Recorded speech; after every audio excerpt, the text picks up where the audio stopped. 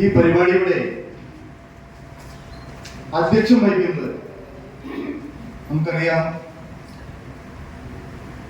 നമ്മുടെ ഫറൂഖുകാരനും പ്രിയ വാഗ്മിയുമായിട്ടുള്ള doctor PK ചന്ദ്രൻ സാറാണ്. ഈ പരിപാടി ഉദ്ഘാടനം ചെയ്യുന്നത് ശ്രീമതി സ്മിത പ്രമോദ് അവരാണ്. അവരെ സ്വാഗതം ചെയ്യുന്നു. ഈ പരിപാടിയുടെ ശ്രദ്ധാകേന്ദ്രമായിട്ടുള്ള ജയശങ്കർ കിളിയങ്കണ്ടി, ജയക്കിളി എന്ന് ഓമന പേരിൽ അറിയപ്പെടുന്ന തുല്യനാമത്തിൽ അറിയപ്പെടുന്ന നമ്മുടെയുള്ള സുഹൃത്തായിട്ടുള്ള അദ്ദേഹത്തിനെ കുറിച്ച് നമുക്കിങ്ങനെ ഇവിടെ പറയുന്ന സമയത്ത് ഞാൻ അദ്ദേഹത്തിന്റെ പ്രത്യേക ഓരോ മനുഷ്യന്റെയും ക്വാളിറ്റിയാണ് കണക്കാക്കാറുള്ളത്. ഒരു മനുഷ്യന്റെ രൂപഭംഗിയിലോ പ്രവൃത്തിയിലോ അല്ല, അദ്ദേഹത്തിന് ഓരോ വ്യക്തിക്ക് എന്തൊക്കെ ക്വാളിറ്റി ഉണ്ട് എന്ന് ഞാൻ പരിശോധിക്കും. അപ്പോൾ അതിന്റെ കണക്കിൽ ഞാൻ പരിശോധിച്ചു കഴിഞ്ഞപ്പോൾ ഫറൂഖിനെ സംബന്ധിച്ച് പരിശോധിച്ചു കഴിഞ്ഞപ്പോൾ ഫറൂഖിലെ പ്രത്യേക തരം ജനമനസ്സാണ് വരുന്നത്. കാരണം അത് വെട്ടിത്തുറന്ന് പറഞ്ഞാൽ ഒരു കുഴപ്പമില്ല, എനിക്ക് ഒരു പ്രശ്നമില്ല.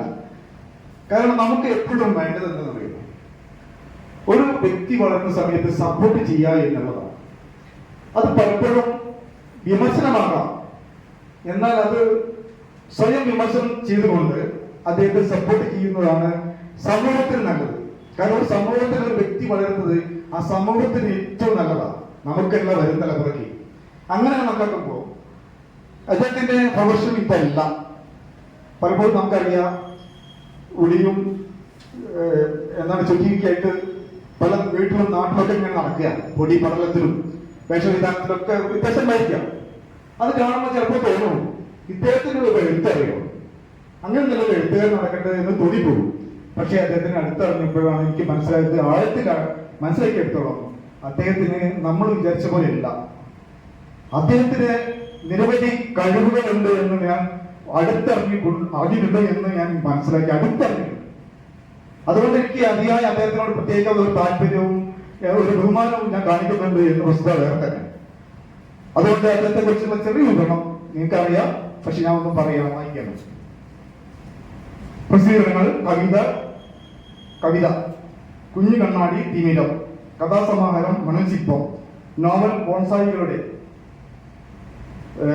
സേഫ് സോൺ, ലാസ്റ്റ് ഷെഡ്യൂൾ, ലേഖനം ടിപ്പു സുൽത്താൻ കോട്ട, ചരിത്രവും വസ്തുതകളും, നാടകങ്ങൾ TP അപ്പുകുട്ടൻ ഫറൂഖ് PO, ചൂണ്ട, ഡഗ്ലസ്, അവസാനത്തെ ഇര, വേതാളത്തിന്റെ വേതാളം, പുനർജനി, ദത്ത്, പാതാളം, കോം, മുഖമറയുടെ ഭാരം, പപ്പ ഇതാ ഇവിടെ, കൂടിക്കാഴ്ച, അബ്ദുള്ളയുടെ രേഖ, behind the door, doctor patient, സർഗവിശേഷം, പൂജ, എക്സ്ട്രാ തുടങ്ങി. സദസ്സിലുമുള്ള ബഹുമാന്യ സുഹൃത്ത്, ഈ വേദിയിൽ നിന്നുകൊണ്ട് എന്താണ് പറയേണ്ടത് എന്ന് എനിക്കൊരു രൂപവുമില്ല. കാരണം ഈ സ്ഥാനം എനിക്ക് ഇവിടെ നിന്ന് വീട് കിട്ടിയതാണ്. അതുകൊണ്ട് തന്നെ എവിടെ നിന്ന് തുടങ്ങണം, എന്ത് പറയണം എന്ന് അറിയാത്തൊരവസ്ഥയിലാണ് ഞാനുള്ളത്. ജയശങ്കർ കിളിയങ്കണ്ടി എന്ന നാടകത്തിന്റെ തൊണ്ടയ്ക്ക് ചെറിയ പ്രശ്നമുണ്ട്, ക്ഷമിക്കണം. അദ്ദേഹത്തിന്റെ ഒരു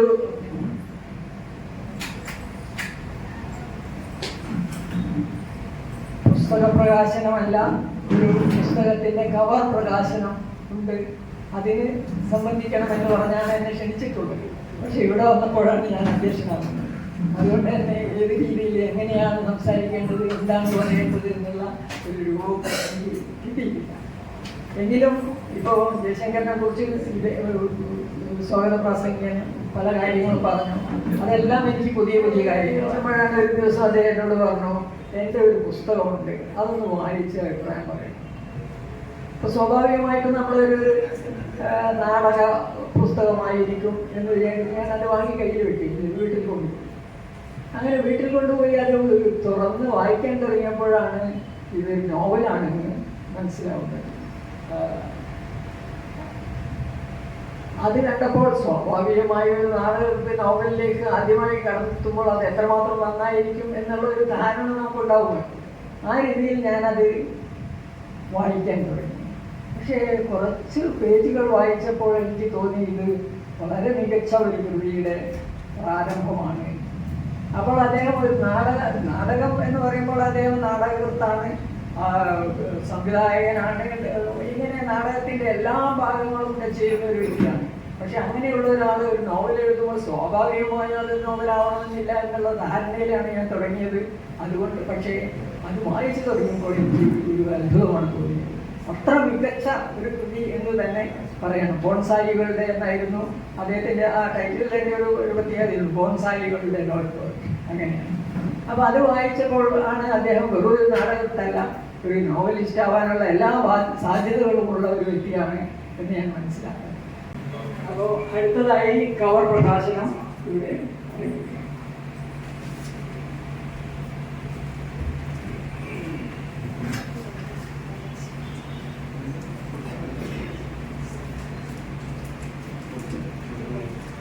നിങ്ങളുടെ എല്ലാവരുടെയും ബ്ലെസ്സിങ്സോടുകൂടി ഞാനിത് പ്രകാശനം ചെയ്യാൻ പോവുകയാണ്.